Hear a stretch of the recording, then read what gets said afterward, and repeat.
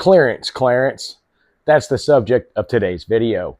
Back on project DZ292, the never-built little brother of the legendary 302 small block Chevy.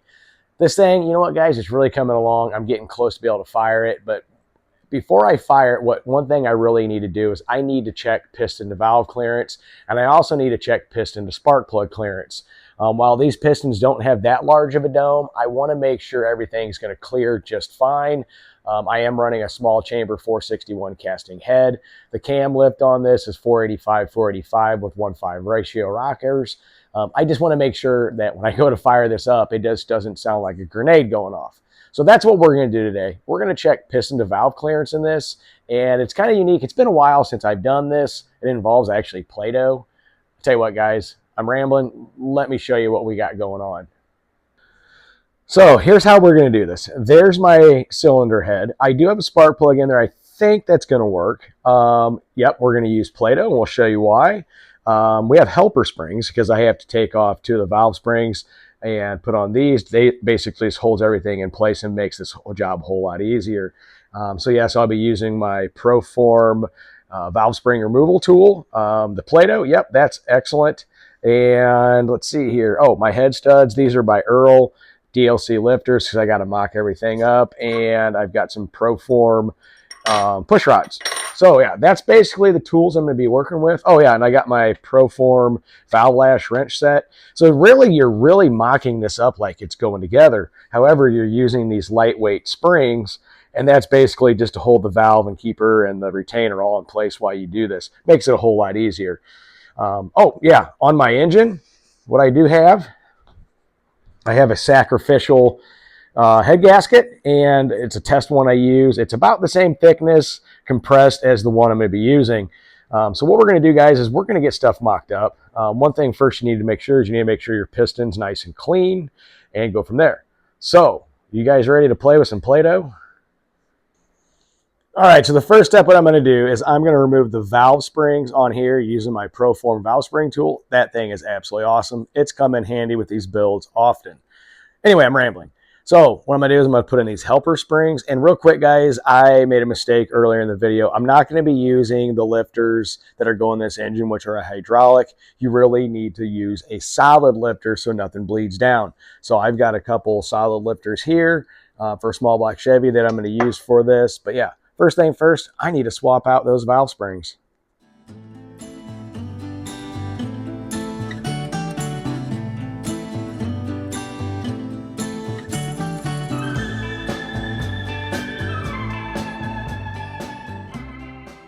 All right, so here's where you play with the Play-Doh.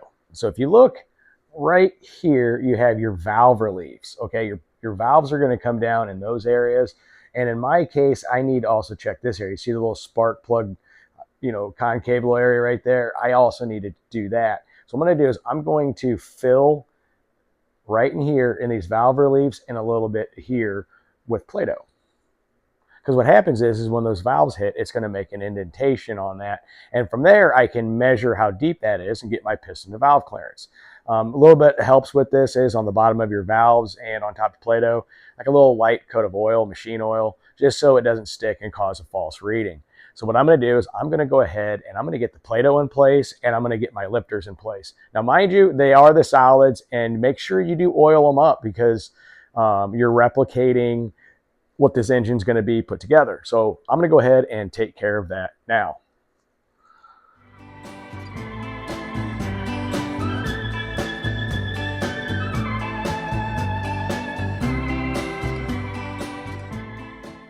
Okay, so now what I'm going to do is I'm actually going to set my cylinder head on here. And mind you, I know the thickness of this gasket and I know the thickness of the gasket I'm going to be using. They're very, very close. Actually, this one's just a little bit thinner. I'm not going to torque this all the way down. I'm going to get it snug in place so it's very flush with it. And I'm going to go ahead and put my cylinder head bolts in. I'm going to get everything nice and snug. After I do that, well, I'll explain the next steps.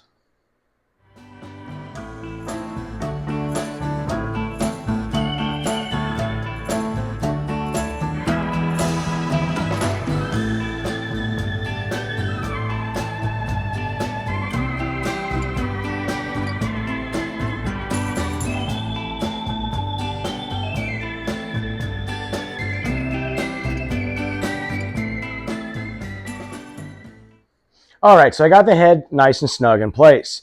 So the next step, what I'm going to do is I'm going to set up my valve train on here. I put the two solid lifters in, and I'm going to put the roller rockers in here. I'm going to set everything at 0 lash. So basically when I set these up, and you'll see them on the valve stem tips, I'm going to set it at a height where the push rod is able to turn in my finger at 0 lash, get everything tightened down, and then I'll show you the next steps.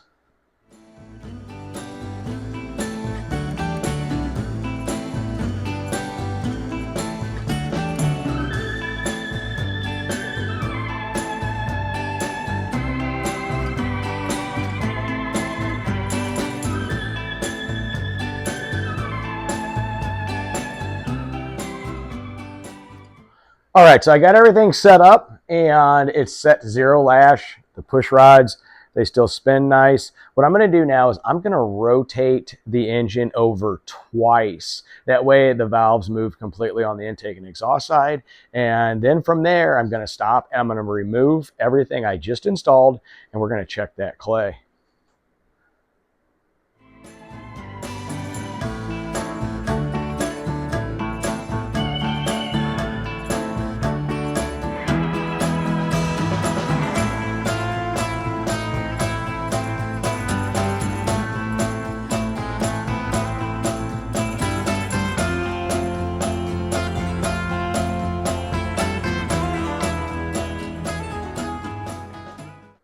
All right, so you can see where the valves hit, and I can see right in here, actually no spark plug touched at all right there, so I'm feeling pretty good.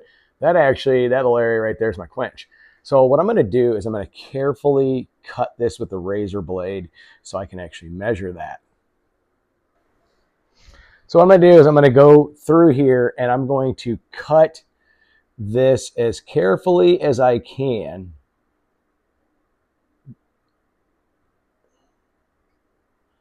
You want to go slow with it because you want to get a good measurement. So what I'm going to do then is I'm going to pick this out, this chunk.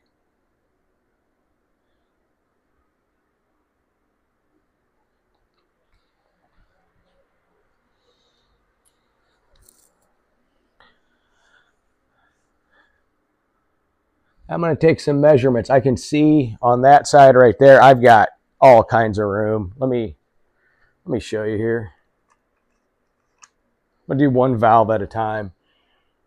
So you can see where that open pocket area is there. That's actually my quench with this gasket. So you can see right in there, I've got way more than enough clearance on that. There's also radial clearance in between these valve reliefs. I'm going to check that too, but I'm going to cut this one too. And I'm going to just go over and check a bunch of neat stuff out. It's kind of hard to do two things at once, filming and taking care of this.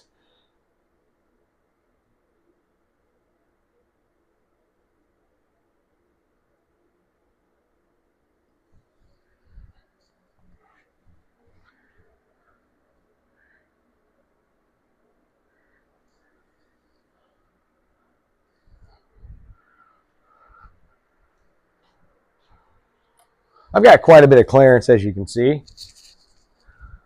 So I'm going to get my calipers.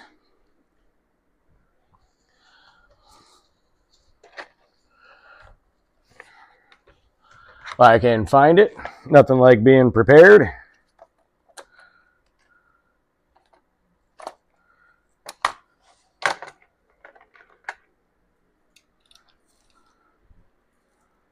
I'm going to set it to inch. You know, on the back of a caliper, you've actually got that. That's a depth gauge. So you got to do this pretty carefully.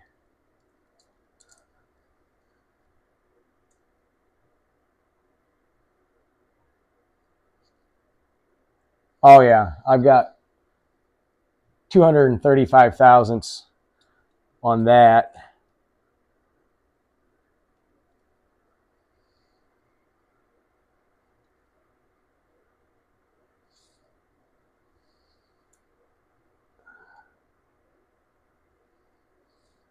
Quench, I'm setting about 32 thousandths.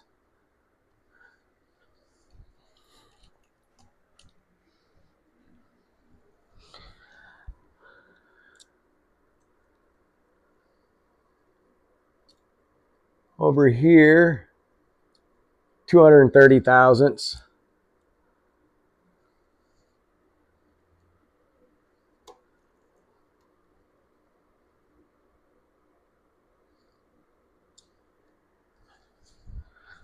Looking pretty good.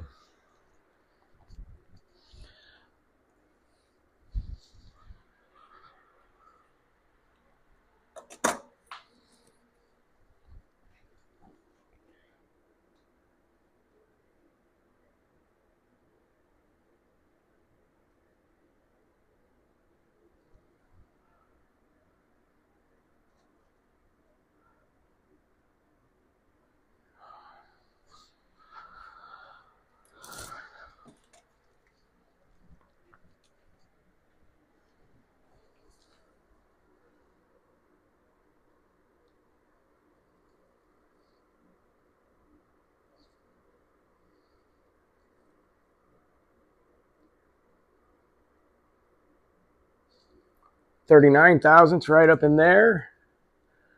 I'm going to call this pretty good. Pretty happy with that. So yeah, not too hard to do. Just take your time. That's all you got to do. Take your time.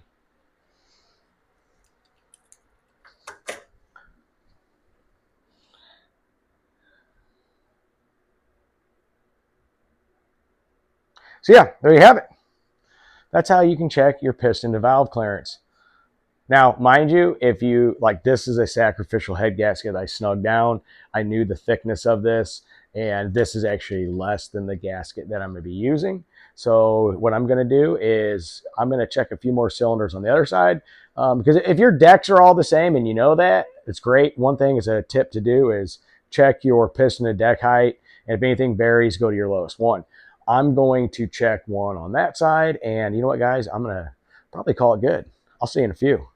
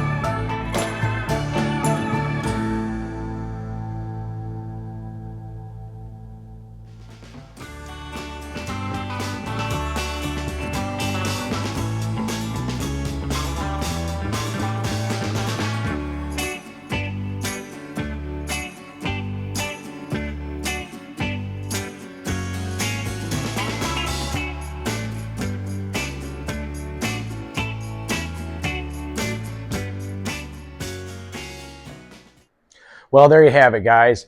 Got that taken care of and out of the way. I'm pretty sure that the gasket thickness that I'm going with this is going to provide me the quench I need, and also the piston valve clearance. I actually had quite a bit of room. However, running domed pistons or any large cam, even though this one isn't, you really need to check it. In fact, most engines I build, we do this exact same thing on every single one. One thing I forgot to mention, though, when I was setting the lash on the valves, I actually made sure everything was on the base circle of the cam and went from there. So yes, this is actually pretty simple to do. Really what helps out, guys, is the proper tools. The Proform T-handle set, the Proform valve spring compressor, and those helper springs really do make a huge difference. Yeah, you know what? It's not that bad. Piston to valve clearance. If you notice, I didn't say anything about what my actual tolerances were with that. I talked about the clearances. You need to do your research on your application, because not only is there your piston to valve clearance, but you have your radial clearance and all that fun jazz. To do this test, I actually used a thinner head gasket. The reason I did that is, well, it's what I had sitting around, and I knew the compressed gasket thickness of it, and I also knew the uncompressed thickness of it, and it was below what I needed to do. There's very good tutorials online on how to calculate all that, and you know what, guys, I'm pretty happy with it. My 292, the DZ292, it's ready to get some cylinder heads on there, get the valve train done, and you know what? Get an intake manifold carb. You know what? Pretty soon, we're going to be making fire. With that, guys, 2 Hacks Garage. We'll see you in the next one.